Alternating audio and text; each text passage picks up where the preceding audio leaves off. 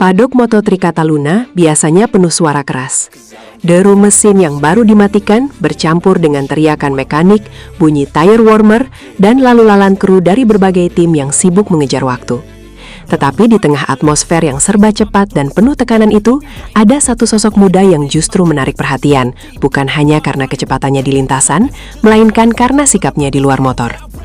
Veda Ega Pratama. Nama pembalap muda Indonesia itu memang sedang naik daun sepanjang Moto3 2026.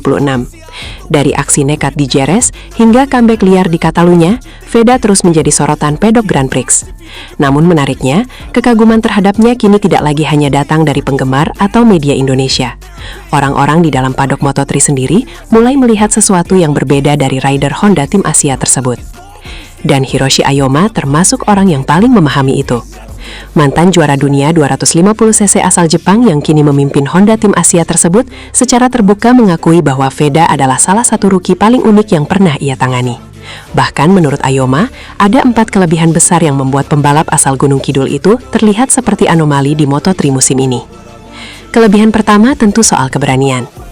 Moto3 adalah kelas yang kejam bagi rookie. Banyak pembalap muda datang dengan reputasi besar, tetapi langsung tenggelam ketika harus bertarung wheel-to-wheel melawan rider-rider agresif Eropa. Namun Veda justru tampil seolah tidak punya rasa takut. Ia berani membuka gas lebih awal, menjaga throttle lebih lama di tikungan cepat, dan tidak ragu melakukan overtake dalam situasi sempit. Menurut Ayoma, keberanian seperti itu tidak bisa diajarkan. Padok Moto3 Cataluna biasanya penuh suara keras. Deru mesin yang baru dimatikan bercampur dengan teriakan mekanik, bunyi tire warmer, dan lalu lalang kru dari berbagai tim yang sibuk mengejar waktu. Tetapi di tengah atmosfer yang serba cepat dan penuh tekanan itu, ada satu sosok muda yang justru menarik perhatian, bukan hanya karena kecepatannya di lintasan, melainkan karena beberapa pembalap mungkin bisa dilatih soal teknik pengereman atau racing line, tetapi insting menyerang seperti milik Veda adalah sesuatu yang lahir secara alami. Itu sebabnya, kru Honda Tim Asia beberapa kali dibuat geleng-geleng kepala melihat bagaimana rookie Indonesia tersebut memahami limit motor hanya dalam waktu singkat. Tetapi anehnya, keberanian itu tidak membuat Veda menjadi pembalap arogan. Dan disitulah kelebihan keduanya mulai terlihat.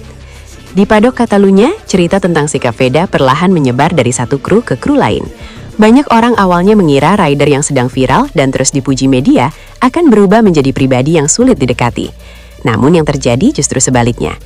Veda tetap datang ke padok dengan sikap sederhana.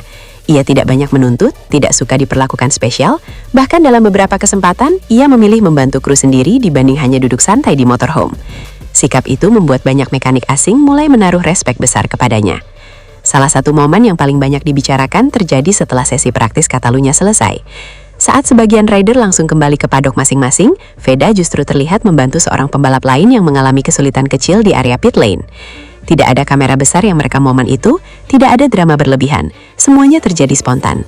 Namun justru hal kecil seperti itulah yang membuat padok. Menurut beberapa orang di Honda Tim Asia, Veda hampir tidak pernah mengeluh berlebihan ketika motor mengalami masalah. Ia lebih sering datang ke garasi sambil mencoba memahami apa yang terjadi daripada langsung menyalahkan tim. Mental seperti itu membuat hubungan antara pembalap dan kru menjadi jauh lebih kuat. Oyama melihat itu sebagai kelebihan ketiga Veda, kematangan mental. Padahal usianya masih sangat muda. Catalunya menjadi contoh paling jelas. Setelah tampil buruk di kualifikasi dan harus start dari posisi ke-20, banyak rookie biasanya akan kehilangan fokus atau mulai frustrasi. Tetapi Veda justru tetap tenang. Ia berdiskusi panjang dengan tim, mendengarkan data telemetri, lalu masuk ke race dengan kepala dingin. Hasilnya luar biasa. Ia berhasil menyalip 12 pembalap dan finish di posisi ke-8 dalam salah satu comeback paling mengesankan musim ini. Bagi Oyama, kemampuan bangkit seperti itu adalah tanda pembalap besar. Karena di level Moto3, semua rider sebenarnya cepat, semua punya keberanian. Tetapi tidak semua mampu menjaga mental ketika situasi berubah buruk. Dan Veda memperlihatkan bahwa dirinya punya daya tahan psikologis yang sangat kuat. Lalu datang kelebihan keempat, yang mungkin paling membuat kru Jepang kagum, etos kerjanya. Di balik semua sorotan media dan pujian penggemar, Veda ternyata dikenal sangat detail ketika membahas setup motor. Ia aktif bertanya kepada teknisi, memperhatikan data, dan mencoba memahami perubahan kecil pada motor. Banyak mekanik mengaku terkejut, karena rookie seusianya biasanya hanya fokus membalap, tanpa terlalu peduli aspek teknis. Tetapi Veda berbeda, ia ingin tahu segalanya. Menurut beberapa orang di Honda Team Asia, Veda hampir tidak pernah mengeluh berlebihan ketika motor mengalami masalah. Ia lebih sering datang ke garasi sambil mencoba memahami apa yang terjadi daripada langsung menyalahkan tim. Mental seperti itu membuat hubungan antara pembalap dan kru menjadi jauh lebih kuat. Oyama melihat itu sebagai kelebihan ketiga Veda, kematangan mental. Padahal usianya masih sangat muda. Catalunya menjadi contoh paling jelas. Setelah tampil buruk di kualifikasi dan harus start dari posisi ke-20, banyak rookie biasanya akan kehilangan fokus atau mulai frustrasi.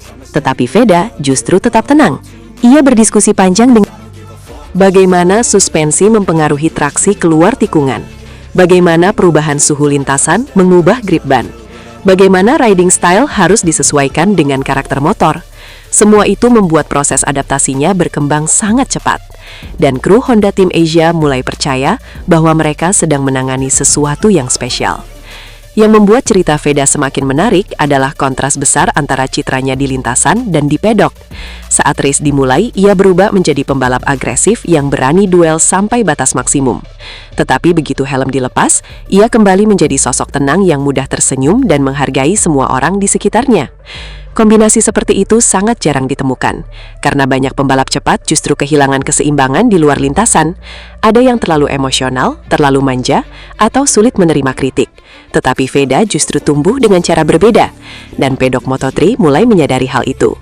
Kini perhatian terhadap Veda bukan lagi sekadar soal apakah ia bisa finish podium atau tidak. Orang-orang mulai melihat potensi jangka panjangnya sebagai pembalap lengkap, seseorang yang